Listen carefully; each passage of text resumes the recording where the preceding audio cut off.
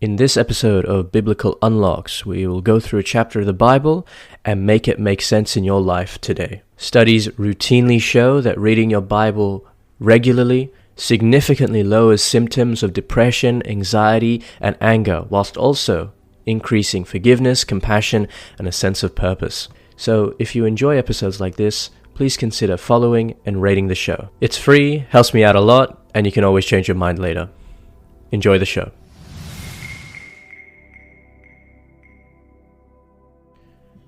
Hello everyone, and welcome to another episode of Biblical Unlocks. Today we're going to go through Genesis chapter 41. So in the previous episode we saw that Joseph was interpreting some dreams for two criminals who were actually condemned alongside him, and he provides a favorable dream interpretation to one of them, who was the cupbearer, and he went on to go and serve the Pharaoh afterwards.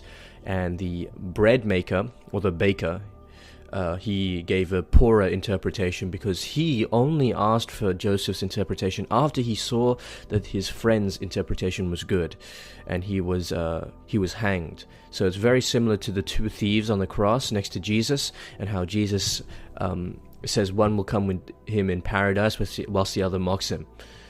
Anyway, we're into Genesis chapter 41 now, and here we're going to see a very important courtroom drama, essentially, where Joseph is going to actually redeem himself from a forgotten prisoner to Pharaoh's right hand. And it's going to be important because Pharaoh has a dream, and he's going to dream of 7 fat and 7 lean cows, 7 good and 7 bad years of grain. And it's going to be very well interpreted by Joseph, and he is going to propose an economic plan to save Egypt from famine. Anyway, let's read it. Verses 1 to 8. After 2 whole years, Pharaoh dreamed that he was standing by the Nile, and there came up out of the Nile 7 sleek and fat cows, and they grazed in the reed grass. Then 7 other cows, ugly and thin, came up out of the Nile after them, and stood by the other cows on the bank of the Nile. The ugly and thin cows ate up the 7 sleek and fat cows, and Pharaoh woke up. Then he fell asleep and dreamed a second time. 7 years of grain, plump and good, were growing on one stalk. Then 7 ears, thin and blighted by the east wind, sprouted after them. The thin ears swallowed up the 7 plump and full ears. Pharaoh awoke, and it was a dream. In the morning his spirit was troubled, so he sent and called for all the magicians of Egypt and all its wise men. Pharaoh told them his dreams, but there was no one who could interpret them to Pharaoh. Okay, so Pharaoh has troubling dreams. Pharaoh's wise counsel fails, right? And there's no one to interpret it. So Pharaoh dreams twice, and then he's wakes up troubled, and he notices that all of his counselors, all of the magicians in Egypt, they cannot actually explain what's going on. So what this highlights is that there is a limit to human wisdom, and the limit for human wisdom prepares the way for God's revelation. That's important. And God's revelation proceeds through an unlikely instrument, and this instrument is going to be the prisoner who is in the jail. And remember what I said yesterday, that God never forgets you, and that God does permit, whilst he doesn't like or condone the evil that is present in this world, he permits evil to set about his greater purposes. For all things work for the good of those who love him. So let's read verses 9 to 16. Then the chief cupbearer said to Pharaoh, I remember my faults today. Once Pharaoh was angry with his servants, and put me and the chief baker in the custody in the house of the captain of the guard. We dreamed on the same night, he and I, each having a dream with its own meaning. A young Hebrew was there with us, a servant of the captain of the guard. When we told him, he interpreted our dreams to us, giving an interpretation to each according to his dream. As he interpreted to us, so it turned out. I was restored to my office, and the baker was hanged. Then Pharaoh sent out for Joseph, and he was hurriedly brought out of the dungeon. When he had shaved himself and changed his clothes, he came in before Pharaoh. And Pharaoh said to Joseph, I had a dream, and there is no one who can interpret it. I have heard it said of you, that when you hear a dream, you can interpret it. Joseph answered Pharaoh, It is not I. God will give Pharaoh a favorable answer. Okay, so that's verses 9 to 16. I think the most important verse in this entire chapter is Genesis 41, verse 16. It is not in me, it is not I, but God will give Pharaoh a favorable answer. And the statement here shows something really important. To interpret reality as God reveals it, and that humility is always the pretext for God's power and authority and his actions in all cases. So God is the one who legitimizes authority before people. And Joseph, right, Joseph's posture is exactly like what we'll see with Daniel before the Babylonian courts. Humility before God. Exactly what we see in John chapter 5 verse 19 when Jesus says, I can do nothing on my own, but whatever the Father does, I do as well. So that is to say, you have to have this level of humility as a basis so that you are able to enact God's divine judgment. Because when you have pride, which is the opposite of humility, you're constantly looking down at other people. And when you're constantly looking down, it's difficult to look up at the true Creator and to work along with Him and to rule with Him. That was the intention in the Garden of Eden, that we are created in the image of God and we work along with God. Just a shame that we decided to trust our own thoughts. It's crazy because we wouldn't, if someone betrays us, if someone lies to us repeatedly, we don't trust this person. You don't trust someone who's always lying, who's constantly deceitful. Yet your thoughts are constantly deceitful, always lying, and yet you trust yourself. I don't know.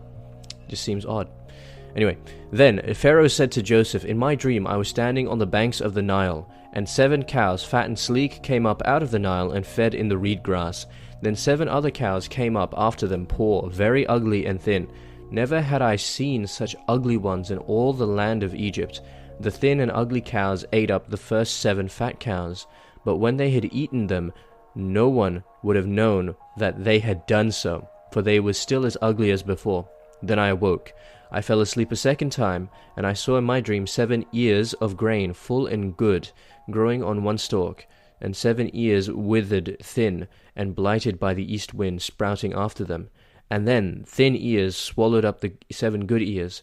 But when I told it to the magicians, there was no one who could explain it to me. Okay, so he repeats his dreams, and let's see what Joseph has to say. Then Joseph said to Pharaoh, Pharaoh's dreams are one and the same. God has revealed to Pharaoh what he's about to do. 7 good cows are 7 years, and the 7 good ears are 7 years. The dreams are one. The 7 lean and ugly cows that came up after them are 7 years, as are the 7 empty ears blighted by the east wind. They are 7 years of famine. It is as I told Pharaoh. God has shown to Pharaoh what he is about to do. There will come 7 years of great plenty throughout all the land of Egypt. After them there will arise 7 years of famine, and all the plenty will be forgotten in the land of Egypt. The famine will consume the land. The plenty will be no longer known in the land because of the famine that will follow, for it will be very grievous. And the doubling of Pharaoh's dreams means that the thing is fixed by God, and God will shortly bring it about. Now therefore let Pharaoh select a man who is discerning and wise, and set him over the land of Egypt. Let Pharaoh proceed to appoint overseers over the land, and take 1/5 of the produce of the land of Egypt during the 7 plenteous years. Let them gather all the food of these good years that are coming, and lay up grain under the authority of Pharaoh for food in the cities, and let them keep it. That food shall be a reserve for the land against the 7 years of famine that are about to befall the land of Egypt, so that the land may not perish during the famine. So, very interesting, right? He interprets the dreams, the 2 dreams, as one vision. 7 years of abundance, followed by 7 years of famine, and he recommends a policy to appoint a wise administrator over the land of Egypt to collect and store during the plentiful years, so that the nation will survive through the lean years. So this is what we read. Now therefore let Pharaoh select a discerning and wise man and set him over the land of Egypt. Let them gather all of the food for the good years that are coming, and then keep the food in the cities. Theology, sort of applied in an economic standpoint, right? So we have a prophetic insight here that can be translated into a practical, hey, there's something going on, we need to prepare in advance, use the wisdom that God has given you, and prepare in advance for the tough times that will be coming. Okay, and it's actually good, because what we read actually in Psalm 105 verse 16 to 19 is a retelling of the story. So Psalm 105 verse 16 to 19 is a retelling of the story of Joseph. Do not touch my appointed ones, and do my prophets no harm. When he summoned famine against the land and cut off every supply of bread, he had sent a man ahead of them, Joseph, who had been sold as a slave. His feet were hurt with fetters. His neck was put in a collar of iron, until what he said came to pass. The word of the Lord kept testing him. Because it's very easy to get into a situation where you just reject God, you lamented God, you said, God, why are you so far away from me? But Joseph should be the one saying that. Joseph was thrown into a pit, he was sold into slavery, he was one of the best of the servants, but then he was thrown into prison after being wrongly accused of sexual immorality, and then God still preserves him. What this tells you is, God is not done with you until he has enacted all of his purposes. That's what he said to Abraham. I will not leave you until I have accomplished my promise to you. That's what he said to Abraham. That's what he said to Joseph. That's what he said to Jacob, right? And this is the exact same thing that's happening again with Joseph here. So, always remember that God is not done with you until he's done. Until his promises and his purpose are enacted. And if God's promises and purposes are enacted, why should you worry? Just let him take control. Like I said, lie as if you're about to have surgery right now, and the surgeons are about to dig in and make sure that everything's okay. You can't do anything. All you have to do is sit there and let them take control. In the same way, let God take control of your life. Okay, let's read verses 37 onwards. The proposal pleased Pharaoh and all his servants. Pharaoh said to his servants, "Can we find anyone else like this, one in whom is the Spirit of God?" So Pharaoh said to Joseph, "Since God has shown you all of this, there is no one so discerning and wise as you. You shall be over my house, and all my people shall order themselves as you command. Only with regard to the throne will I be greater than you." And Pharaoh said to Joseph, "See, I have set before you over all the land of Egypt." Removing his signet ring from his hand, Pharaoh put it on Joseph's hand. He arrayed him in garments of fine linen, and put a gold chain around his neck. He had him ride in the chariot of his second in command, and they cried out in front of him, "Bow the knee." Thus he set him over all the land of Egypt. Moreover, Pharaoh said to Joseph, "I am Pharaoh. Without your consent, no one shall lift up hand or foot in all the land of Egypt." Pharaoh gave Joseph the name Zaphenath-paneah, and he gave him Asenath, daughter of Potiphera, priest of On, as his wife. Thus Joseph gained authority over the land of Egypt. Joseph was 30 years old when he entered the service of Pharaoh the king of Egypt. And Joseph went out from the presence of Pharaoh, and went through all the land of Egypt. During the 7 plenteous years, the earth produced abundantly. He gathered up all the food of the 7 years, when there was plenty in the land of Egypt, and stored up food in the cities. He stored up in every city the food from the fields around it. So Joseph stored up grain in such abundance, like the sand of the sea, that he stopped measuring it. It was beyond all measure. Before the years of famine came, Joseph had 2 sons, whom Asenath, daughter of Potiphera, priest of On, bore to him. Joseph named the firstborn Manasseh, for, he said, "God has made me forget all my hardship and all my father's house." The second he named Ephraim, for God has made me fruitful in the land of my misfortunes. The 7 years of plenty that prevailed in the land of Egypt came to an end, and the 7 years of famine began to come, just as Joseph had said. There was famine in every country, but throughout the land of Egypt there was bread.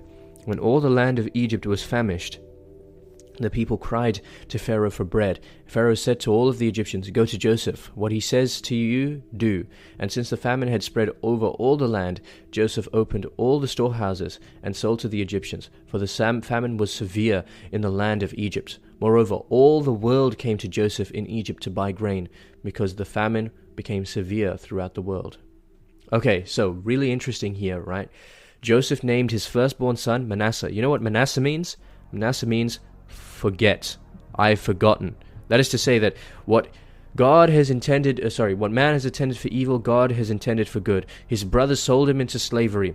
His brothers forgot him and put him in a pit and betrayed him. But he not only did Joseph forgive them, but he forgets what had happened. Because that is the Christian worldview. The world tells you need to forgive, but don't forget. No. God says, forgive and forget. And the reason why is because not only are you ridding yourself from the harm and damage and the pain that they caused you, but when you forgive and forget, you do it because that is what your Father does to you, right? Forgive and forget, just in the same way that God forgives and forgets all of your iniquities. So, Pharaoh elevates Joseph, gives him a new name, Zephanath Paneah, an Egyptian wife and authority of all Egypt except over Pharaoh, obviously. And Joseph's rise in power and statute shows that he's been divinely vindicated. And despite all of his troubles, trials, tribulations, all of his false accusations, he's been vindicated and given governance by providence. And we see this as well, right? This is going to foreshadow the greater reversal in which an innocent person, Jesus Christ, is exalted to bring life to everyone else. Joseph gives the physical bread, but Jesus gives the spiritual bread to all the nations.